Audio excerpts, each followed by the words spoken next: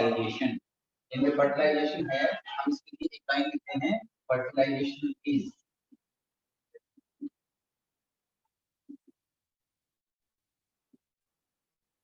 Physico chemical event. Physico chemical event, इसमें कुछ physical events होती हैं और केमिकल इवेंट्स होती हैं। Physical like movement of the sperm towards ovum, sperm की मूवमेंट ओवम की तरफ। फिर कुछ केमिकल इवेंट्स हैं, मैंने आपको बताया भी था कि एक्रोसोम होता है स्पर्म में, acrosome will dissolve the egg membrane और उसको डिसॉल्व करके ये केमिकल इवेंट होगी, फिर दोनों का फ्यूजन होगा। तो हम इसको एक शॉर्ट में लिख देते हैं कि fertilization is physico chemical event. Site कहाँ है ह्यूमन में? साइट ऑफ फर्टिलाइजेशन ओविडक्ट्स और फैलोपियन ट्यूब्स, ओविडक्ट्स और फैलोपियन ट्यूब्स, इनके अंदर फर्टिलाइजेशन होती है।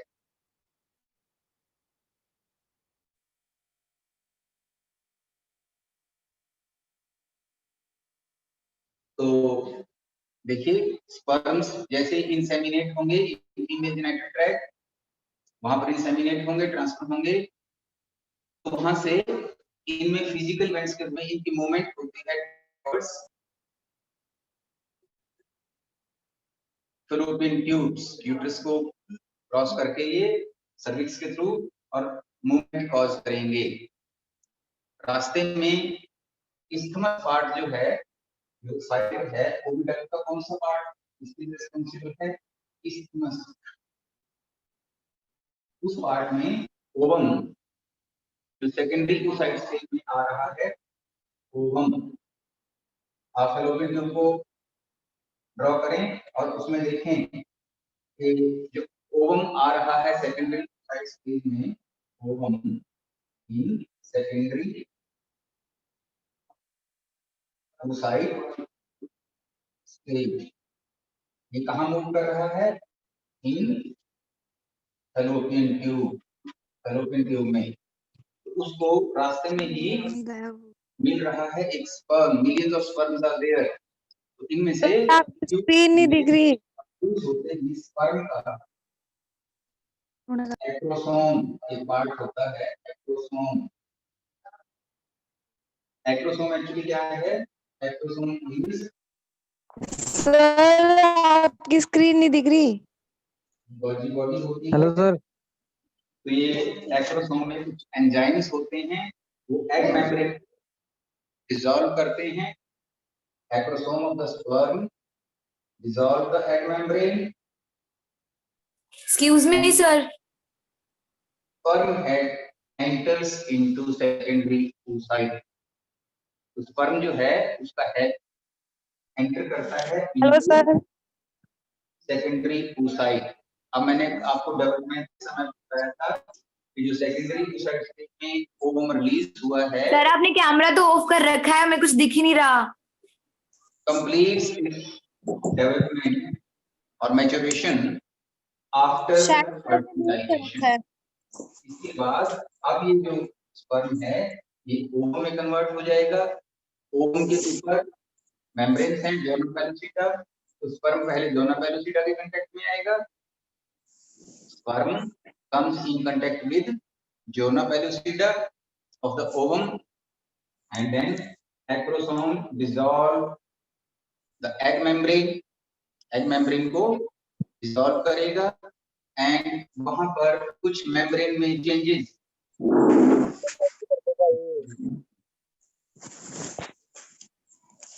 एग मेम्ब्रेन में कुछ चेंजेस आ जाएंगी so that more sperms may not enter the ovum।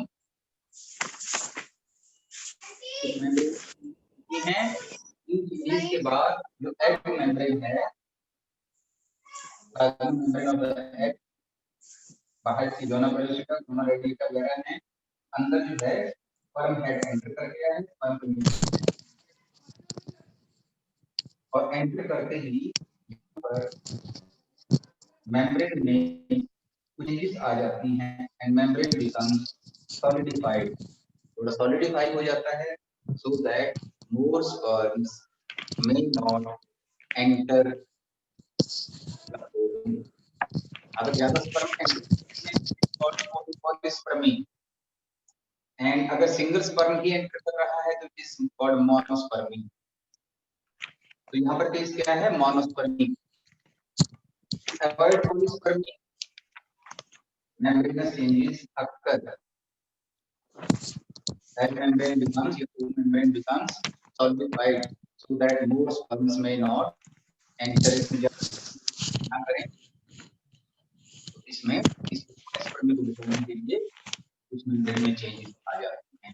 अब ये स्पर्म का न्यूक्लियस है ये ओवम का न्यूक्लियस है कुछ समय के बाद ये दोनों फ्यूज हो जाएंगे टू फॉर्म द जाइगोट और इससे जाइगोट बन जाएगा। तो ये जो स्टेज आई है ये कहां पर आई है isthmus of the fallopian tube side में हो गई है fertilization tube उसमें भी particularly isthmus part this completes the fertilization। अब fertilization के बाद immediately ये जाइगोट बनना है now this is called zygote. इस जाइगोट में immediately क्लीवेज होना शुरू हो जाएगा यानी कि अब डेवलपमेंट स्टार्ट हो जाएगी।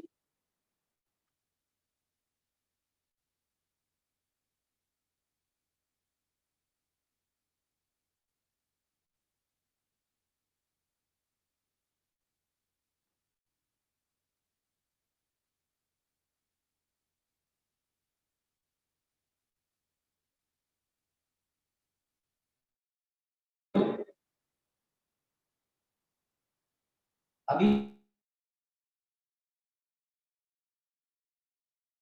तो तब हम कहेंगे ना मैंने इम्प्लांटेशन कंप्लीटेड अभी इम्प्लांटेशन ही नहीं हुई है तो क्लीवेज क्या है ये बहुत इंपॉर्टेंट क्वेश्चन होता है कई बार हमारे पास एग्जाम में होता है क्लीवेज वर्सेस माइटोसिस।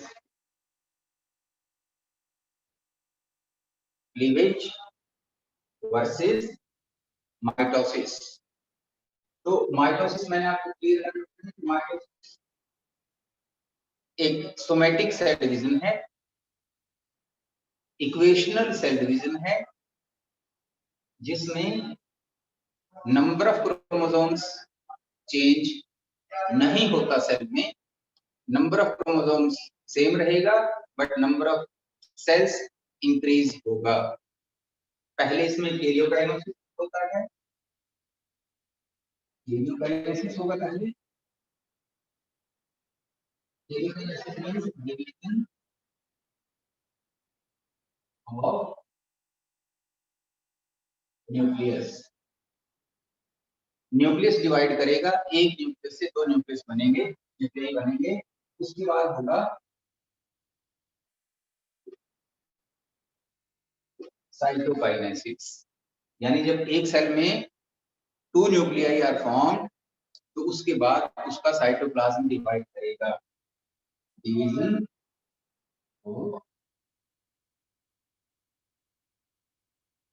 साइटोप्लाज्म और एक सेल से दो सेल्स बन जाएंगी। बट क्लीवेज क्या है क्लीवेज इज रैपिड ये नोट करें cleavage is rapid mitotic division rapid फटाफट हो रहा है तो रैपिड होने के लिए इसमें only karyokinesis occurs cytokinesis cleavage में नहीं होता नो साइटोकाइनेसिस। तो इसका रिजल्ट क्या होगा जो एक सेल है वो फटाफट से दो में डिवाइड होगी दो से फोर में डिवाइड होगी सेल्स नहीं बढ़ रही हैं ओनली न्यूक्लियाई फटाफट डिवाइड हो रही हैं सेल का जो ओरिजिनल वॉल्यूम चेंज नहीं हो रहा है उतना ही रहता है, तो दिस इज कॉल्ड क्लीवेज। तो अब जो हमारा ये जाइगोट बना है, दिस जाइगोट इज 2n, तो इसमें क्लीवेज डिविजन्स स्टार्ट होंगे। क्लीवेज डिविजन्स रैपिडली, फटाफट। फर्स्ट क्लीवेज के बाद जो हमारा जाइगोट है, it divides into two daughter cells। देखिए ऑलमोस्ट सेल का साइज चेंज ना करें आप, साइज को उतना ही रखें।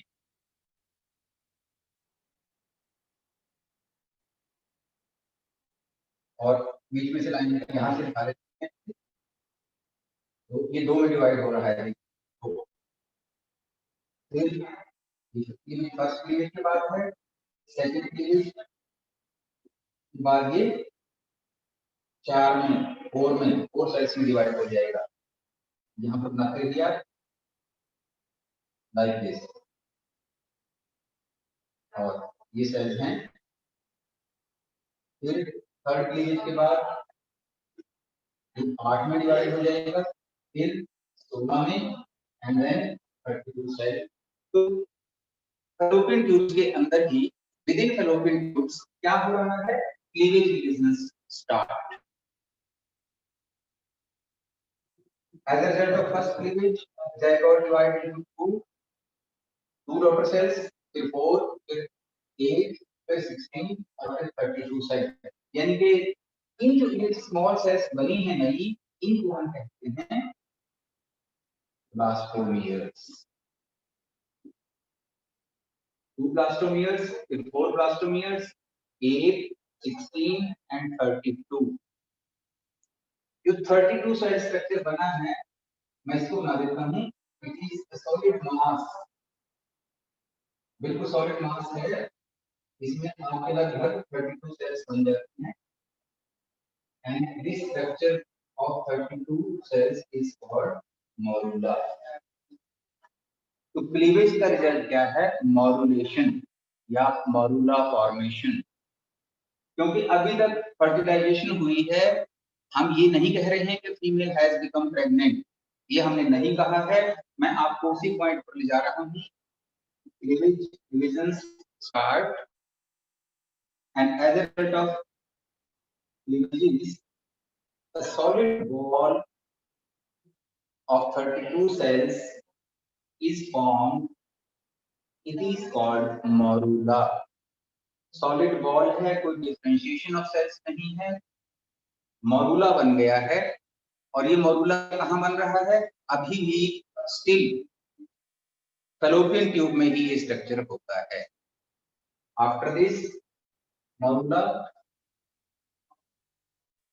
develops a cavity in it।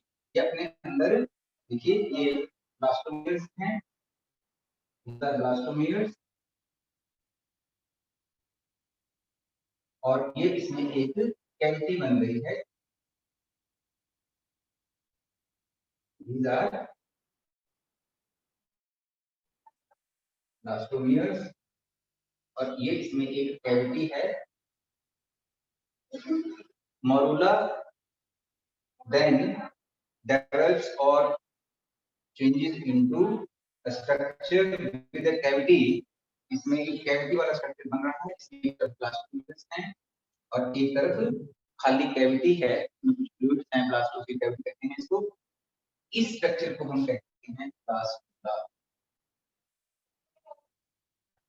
तो फर्टिलाइजेशन के बाद, after fertilization, within the tubes, zygote undergoes following changes।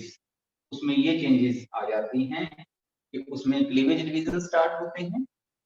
मैंने आपको बताया कि क्लीवेज डिवीजन क्या है, ये एक रैपिड माइटोटिक डिवीजन है, फटाफट होते हैं, ज्यादा टाइम में नहीं लगता। देखिए ये सारा काम होने में केवल 5 या 6 दिन लगे हैं, 5 to 6 days। और एक structure with cavity blastula is form. अब ब्लास्टुला जो है वो मूव कर रहा है with in the fallopian tubes. ये अगर मैं यहाँ पर फैलोपियन ट्यूब्स ड्रॉ कर रहा हूँ,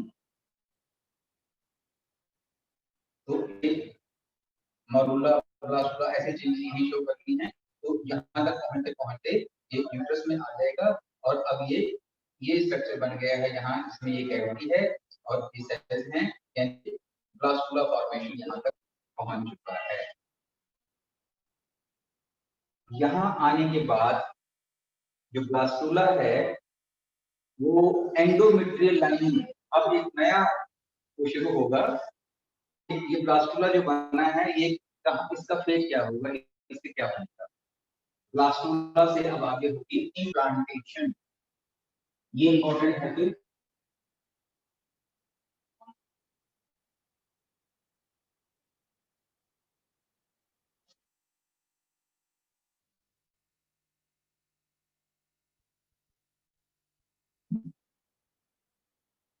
ये क्लियर हो गया आपको कि blastula formation, how blastula is form, how morula is form. Blastula बनने के बाद implantation,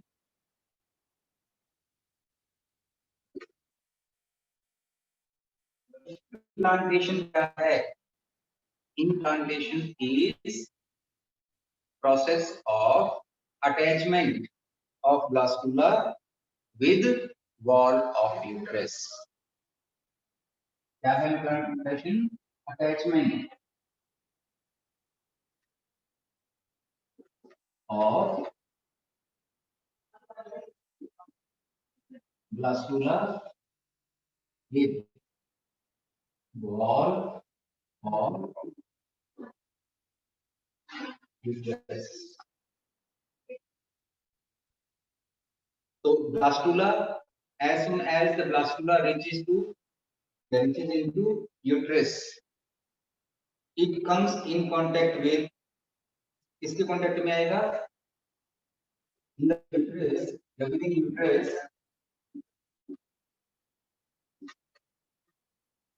blastula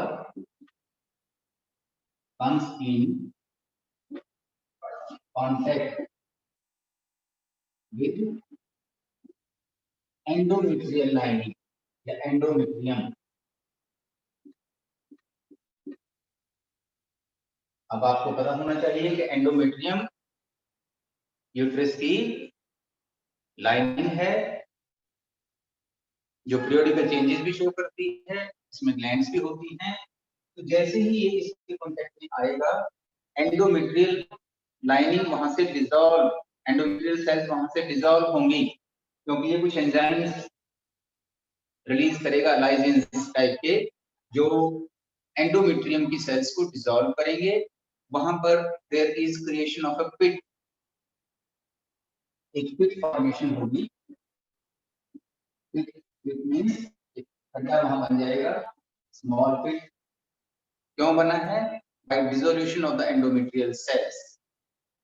endometrial cells dissolve होंगी और फिर वो इसके चारों तरफ ग्रो कर जाएंगी and blastula becomes embedded. Blastula gets embedded in the tip. जब वो उसमें एम्बेडेड हो जाएगा, इसका मतलब वो अटैचमेंट हो गया है, उसकी अटैचमेंट हो गई है विद द यूट्रस, और इस अटैचमेंट को ही कहा है implantation. After attachment the female is said to be pregnant. अब उसमें कुछ हार्मोनल चेंजेस होंगी। ये प्रोसेस कब हुई है, ये बहुत इंपॉर्टेंट है। फिर एग्जामिनेशन व्यू पॉइंट से दो चीजें इसमें बहुत इंपॉर्टेंट है। नंबर वन, इम्प्लांटेशन किस स्टेज में हुई है? Implantation occurs in blastula stage. ये आंसर होगा ऑप्शन अगर वहां है, मरूला नहीं, ब्लास्टुला, गैस्ट्रुला, कई ऑप्शंस होंगे आपके पास। मरूला हो सकता है वहां पर, ब्लास्टुला हो सकता है, गैस्ट्रुला हो सकता है, but right answer will be ये ब्लास्टुला स्टेज में। कब हुई है इम्प्लांटेशन?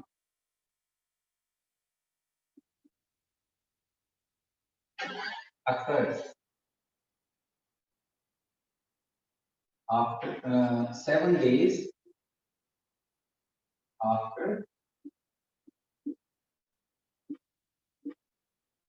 fertilization।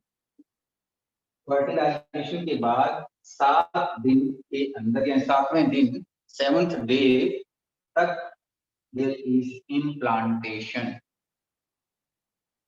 यानी कि attachment of the blastula with wall of the uterus.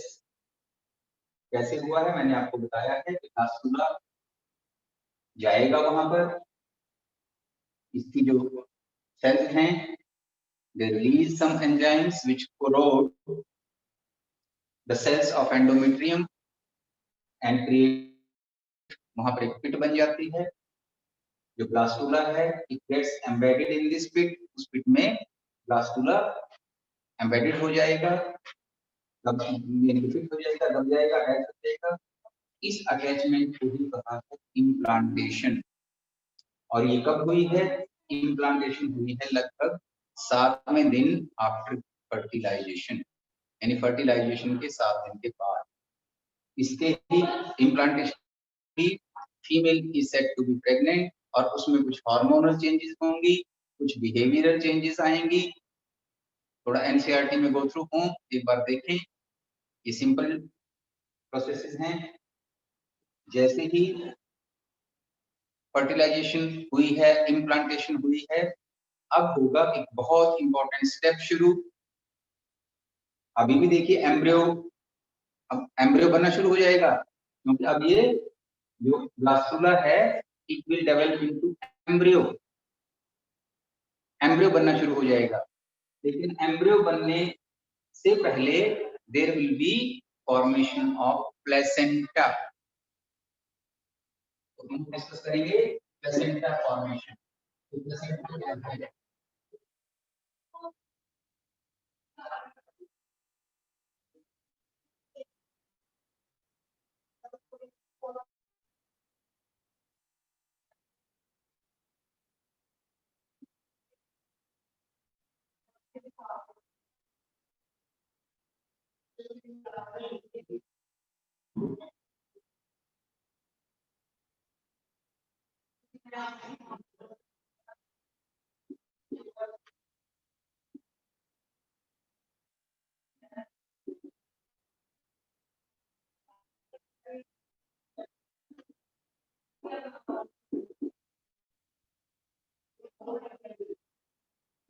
Placenta क्या है और प्लेसेंटा कैसे प्लेसेंटा बनता है, how placenta is form, placenta के फंक्शंस क्या हैं, ये सभी कुछ इंपॉर्टेंट है। Placenta, placenta is an intimate connection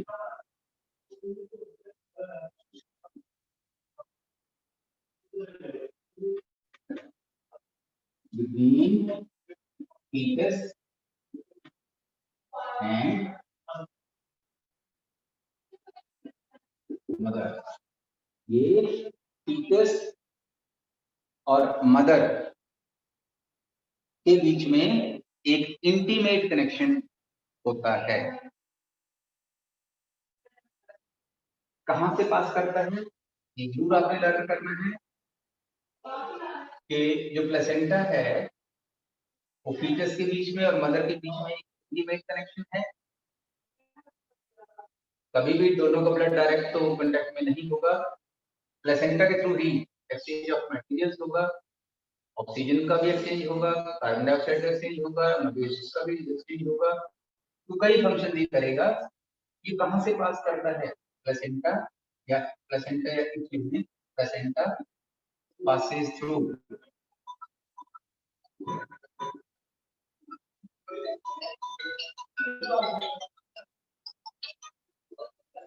placenta passes through umbilical cord। ये umbilical cord में से पास करता है और umbilical cord में से पास करके फीटस को मदर से कनेक्ट करता है।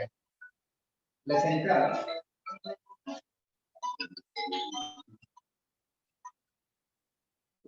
अब बिफोर इट्स फॉर्मेशन, चलो इसके फंक्शंस आप फंक्शन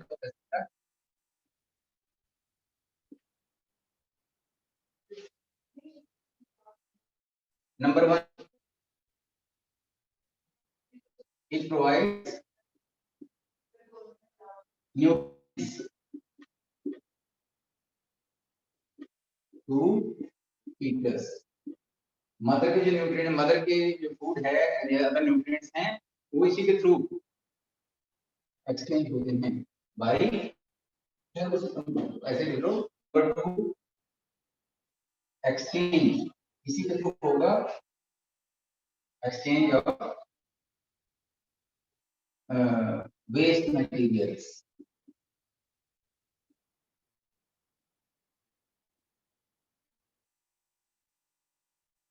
जो फीटस है, फीटस के जो वेस्ट सब्सटेंसेस हैं मदर को इसी प्लेसेंटा के through exchange of waste materials होगा, न्यूट्रिएंट्स ही प्रोवाइड करेगा। नंबर 3, जो प्लेसेंटा है act as barrier for harmful substances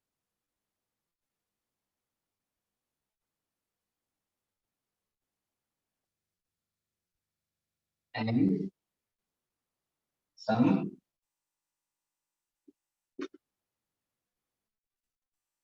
antibody. Number 1 तो देखिए मेन फंक्शन तो है कि न्यूट्रिएंट्स प्रोवाइड कर रहा है, मदर के न्यूट्रिएंट्स से ही फीटस को मिलने हैं, तो वो प्लेसेंटा ही एक कनेक्शन का काम कर रहा है हम बीच में, एक्सचेंज ऑफ वेस्ट सब्सटेंसेस। जो फीटस ने वेस्ट सब्सटेंसेस जनरेट किए हैं वो प्लेसेंटा के थ्रू ही एक्सचेंज होंगे विद मदर्स ब्लड या मैटरनल ब्लड। और तीसरा है जो प्लेसेंटा है फॉर हार्मफुल सब्सटेंसेस, कई हार्मफुल सब्सटेंसेस मदर के ब्लड से फीटस में जा सकते हैं, तो उनको प्लेसेंटा ही एक बैरियर के रूप में रोकता है, बंद करता है, ताकि उनका एक्सचेंज ना हो, फ्लो ना हो। तो ये एंटीबॉडीज हैं, कुछ एंटीबॉडीज को ये अलाउ करेगा जाने के लिए, कुछ एंटीबॉडीज को रोकेगा भी। अब जैसे मैं कह रहा हूँ कोई एक्सपेक्टेंट मदर है, वो स्मोकर है, तो निकोटीन उसको प्लेसेंटा नहीं रोक पाएगा, तो इससे कुछ प्रॉब्लम्स फीटस में डेवलप हो जाती हैं। मेडिसिन हैं लाइक टेराटोजेंस,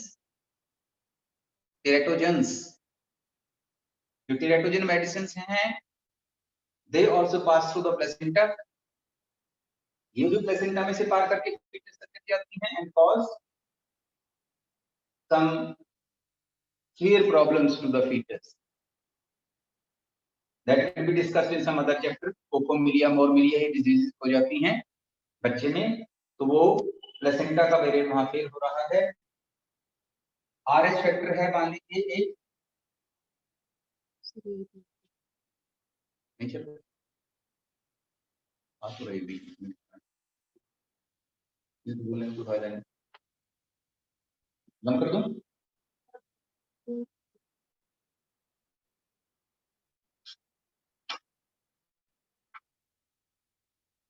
ये हमारा सिस्टम कर रहा है।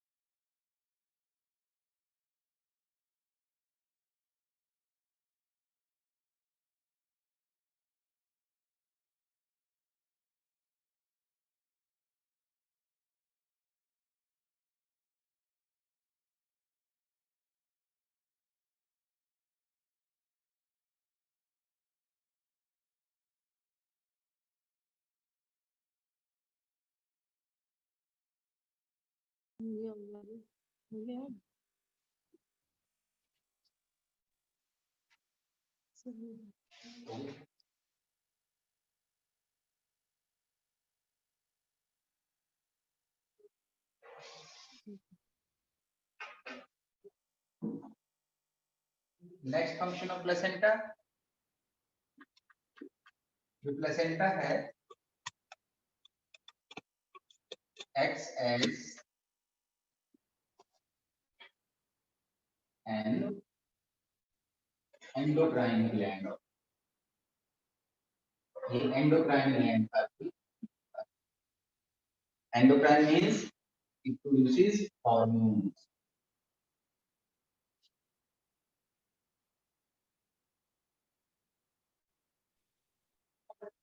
जहां पर इसने एक्सचेंज ऑफ मटेरियल्स किया है, एक्सचेंज ऑफ वेस्ट सब्सटेंसेस किया है, बैरियर क्रिएट किया है, ये एक हार्मोन भी कुछ सिक्रेट कर रहा है, प्रोड्यूस कर रहा है, जैसे कि HCG, फुल फॉर्म है human chorionic gonadotropin.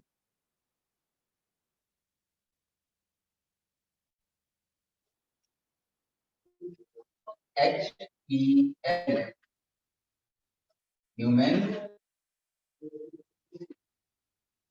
Placental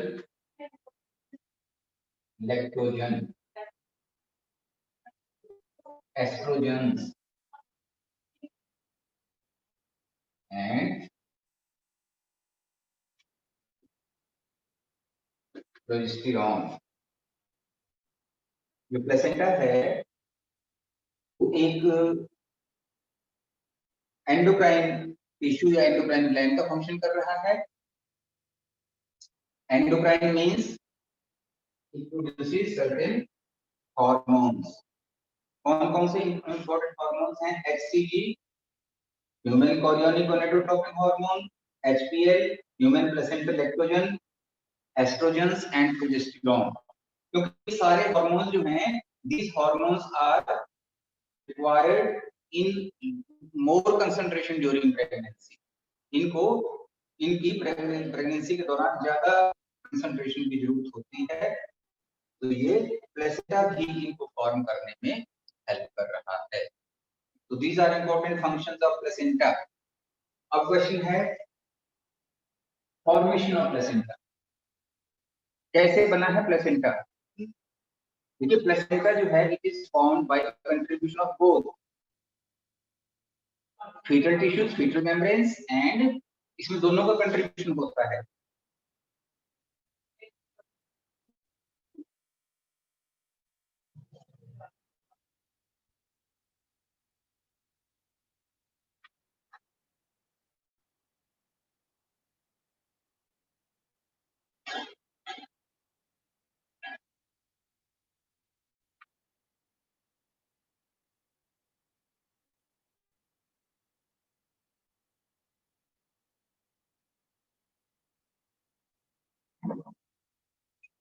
formation of placenta.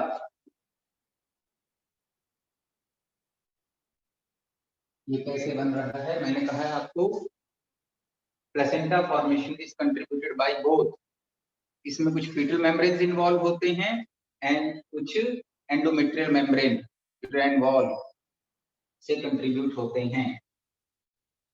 See the blastomere या ब्लास्टुला, इस स्टेज में इम्प्लांटेशन हुई थी और बाय दिस टाइम ब्लास्टुला है, अब उसमें सेल्स में कुछ डिफरेंशिएशन आए हैं। उसमें सेल्स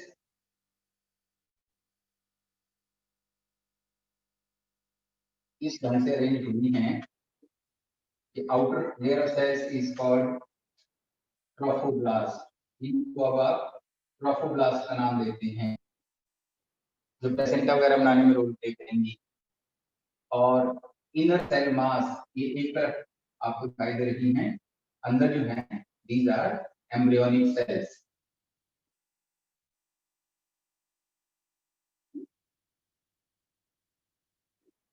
और बीच में ये कैविटी है, दिस इज ब्लास्टुला। इस स्टेज में ही इम्प्लांटेशन हुई थी।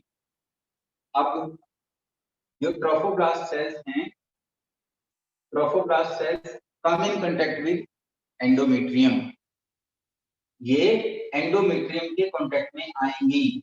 मान लीजिए यूट्रस यहाँ पर है, यहाँ पे एंडोमेट्रियल लाइनिंग है, यहाँ पर जैसे भी कांटेक्ट में आएंगी, फिट फॉर्मेशन हो चुकी थी, अब ये आ गई हैं, there is formation of finger like projections called chorionic villi. क्या बनती हैं, जैसे कि ब्लास्टुला की जो ट्रोफोब्लास्ट सेल्स हैं, ट्रोफोब्लास्ट सेल्स कांटेक्ट में आ रही हैं एंडोमेट्रियम के, तो देयर डेवलप्स कॉरियोनिक विलाई। आप विलाई जानते हैं, villi are finger like projections. ये फिंगर लाइक प्रोजेक्शंस हैं from the blastula and they may or they get interdigitated, interdigitation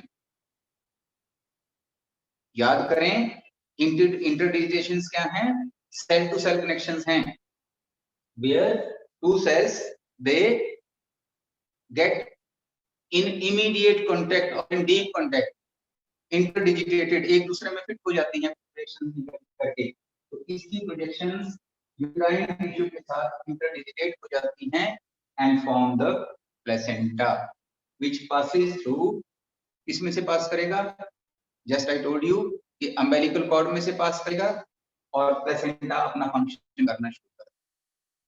this is placenta formation and functions of placenta. Placenta के hormones को आप जरूर देखेंगे कि कौन कौन से हार्मोन्स बन रहे हैं और क्या इसका रोल है, क्या इसकी फंक्शन है। ट्रोफोब्लास्ट